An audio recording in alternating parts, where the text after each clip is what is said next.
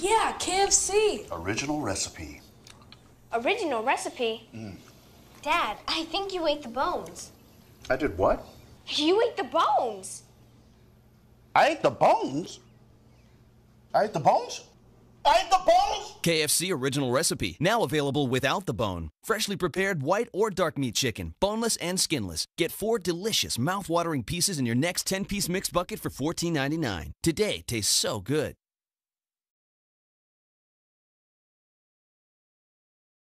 What's going on? How are you? What's going on? I'm good. So I understand your birthday's tomorrow. Yes, it is. Well, That's right. First person getting it right. Really? Yes. Well, happy birthday. Well, thank you. So can you tell me a little bit about your new movie, Let Me Explain? Let Me Explain. Let Me Explain. Let Me Explain is a film about my last tour.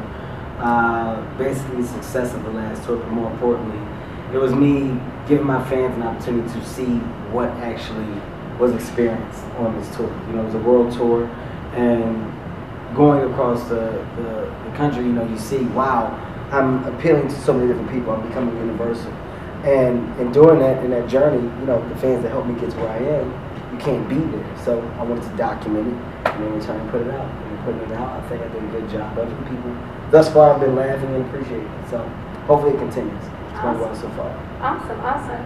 So doing the whole behind the scenes thing, the documentary about your show and showing that side of it, is that something that you feel like is very much a part of Kevin Hart and in your lane? Like is that something that we're going to be seeing more of? Of course. I mean, I think with me, it's showing that I'm real. One thing that you want your fans to be able to see is that you're human. You know, you're not untouchable. You're not unreachable. You're not on a pedestal. You want to maintain a sense of realness so that your fans feel like they can relate to you. I think the minute that you distance yourself from your fans, the minute that your fans will stop gravitating towards you and stop supporting you. But when they see you, when they see all that you've done and all that you're doing, it's a connection. It's like, oh wow, now do I get this guy? I think he's funny, but he's genuine. This is who he really is. It's not an act. It's not a facade. So within the realm of stand-up comedy, when I'm doing films, you will always see something like this for theatrical releases now, because I've set the bar high for myself. So I can't go backwards. I can only go up. Absolutely. So it's national. Are you planning on taking it international in different countries? Yes, we're going to go international. I think we start in September. I know we want to go to the UK first. We're trying to take it to Africa as well. And because of our following that we have in Australia, this conversation is taking over there. So it's not a worldwide, international release, but the countries and cities which we know that we can have success in, we're going to go there. So hopefully it builds. I think in Africa, that's definitely some place where I have to go because my following is huge over there, and I found that out with Laughing My Pain. So within this one here, we're going to go back. So it's just like the UK, it's huge over there. That's exciting. That's very exciting. So I understand you've got another movie coming out soon. Can you tell us a little bit about that one? Which one? I got 5. You have 5? Yes. Ride Along is coming out. That's with Ice Cube, right? Yes, that's one with Ice Cube. Very funny action comedy. I can't wait for people to see it. It's really good. About Last Night, which is a remake of the old movie About Last Night. Another movie called Grudge Match. That's with Sylvester Stallone, Robert De Niro. Another movie called Think Like a Man 2, of course, which is the sequel to Think Like a Man 1. About to start filming a movie called Best Man Inc. I'll do a movie with Will Ferrell. I'll do another movie with Seth Rogen. And season 2 of Real Housewives of Hollywood. So I'm busy right now, working on the story. That's very exciting. You must be tired. I'm not tired. I'm up, but I'm sleeping at the same time. Okay, I understand. Team no sleep, right? There you go. Okay, got it. So I want to ask you something a little personal. When you were younger and just starting out as a comic and doing stand-up in the clubs, did you ever imagine that it would get this big? I mean, I don't think you do anything not to be successful at it. I don't think you do anything to, I guess you could say to not achieving the goals. You set goals, and as you achieve goals, you set new ones.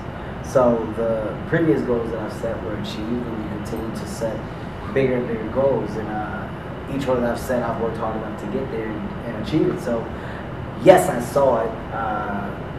Did I think that it would come at this point in time? You have no